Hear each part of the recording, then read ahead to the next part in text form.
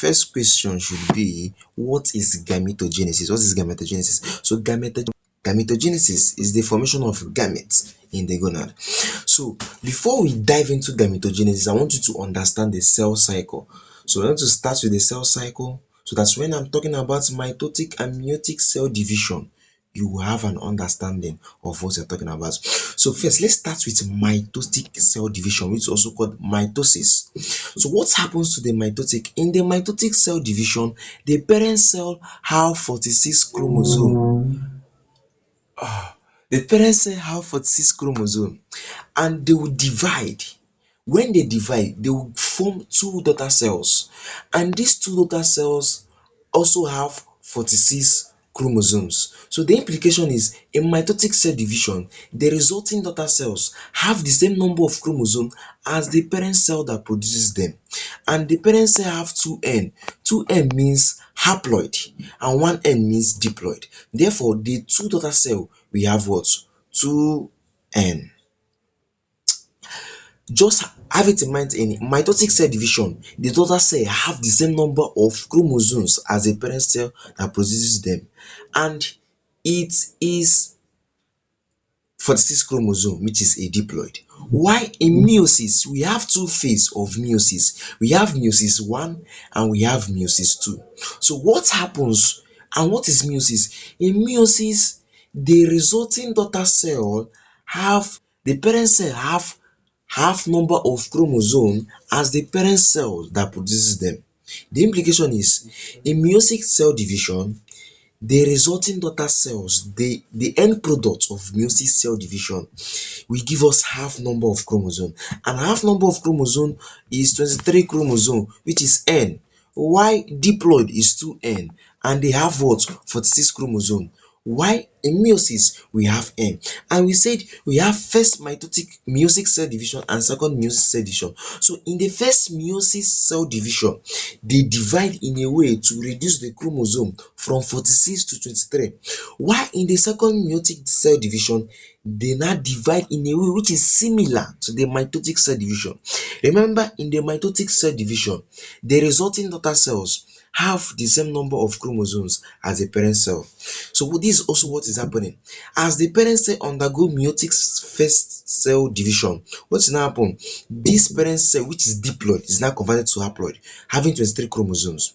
And they will now undergo another meiotic cell division, which is similar to the mitotic cell division, meaning that the chromosome will not reduce again, rather they will maintain that 23 chromosome, because mitotic cell division maintain the number of chromosomes as the parent cell that produces them. They were 23, and when they undergo second meiosis, and second meiosis is similar to mitotic cell division, so they will now form 23 daughter cell. So let's look at the features and composition of mitosis and meiosis. So purpose: why are we undergoing mitosis? Growth, repair and asexual reproduction. Remember, in reproduction you need mitotic cell division in order to form two daughter cells. Example, bacteria divides into two to form two daughter cells. Asexual reproduction. Asexual reproduction is a reproduction in which there is no fusion of gametes. It's just a parent cell dividing. So we have repair of tissues and we have growth. Example, in the formation of spermatid, or don't worry, we are going to talk all about those things. You just calm down and follow the playlist. You just use in growth. Example, during after zygote formation, the cell starts undergoing rapid mitotic cell division to start what? To start growing, to form 2 cells, 4 cells, 8 cells, 16 cells, then morula, to now blastocytes. So mitotic cell division, they undergo mitotic cell division. So meiosis in the other hand undergo sexual reproduction. So remember, a normal human being have 46 chromosomes, and for a normal human being to have 46 chromosomes mean that you are complete, you are good to go, you are complete. So during meiosis cell division, we now divide the cell to haploid. So we use them for sexual reproduction. Look at what I'm trying to do. During meiosis cell division, which we use for sexual reproduction, which two gametes are involved, where the sperm has to meet the egg. So what is happening? The sperm have undergo meiotic cell division to produce what we call spermatozoa. That process is called spermatogenesis.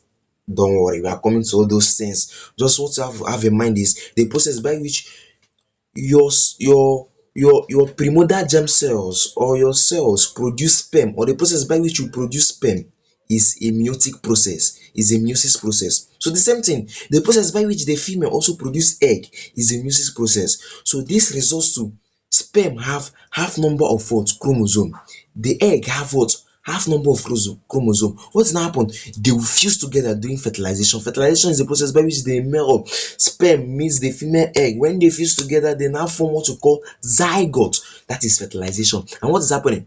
23 chromosomes is coming from the female and 23 chromosomes is coming from the male. What's happening? They will now fuse together to form back 46 chromosomes. So they help in sexual reproduction. So the second thing there um is only one phase.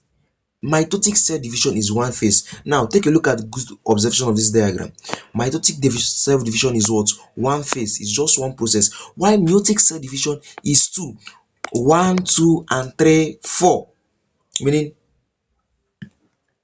just look at this thing again. First, they just divide to give us two daughter cells. That's why we call it what? A one phase. In and in meiosis, they divide first to form two daughter cells which are haploid. Then they will now divide again, which is similar to mitotic cell division, to now form another what? Daughter cells. Next thing is two genetically identical. They are genetically identical. That is why bacteria from year to year they are not changing. They are identical from year to year, they are not changing. Why? They are genetically unique, but they are changing. That is why you can never look like your father exactly or your mother exactly. You have these two characters. You might look like your father and have some character of your mother. You might look like you might look like your parents, but you cannot look like one exactly. When you look like one exactly, then if they go to the recessive traits, you look like your mother. So in mitotic cell division, they are diploid. Diploid means they have 46 chromosome, which is 2n. And in meiosis, they are haploid. Haploid means they have 23 chromosomes. So let's go over to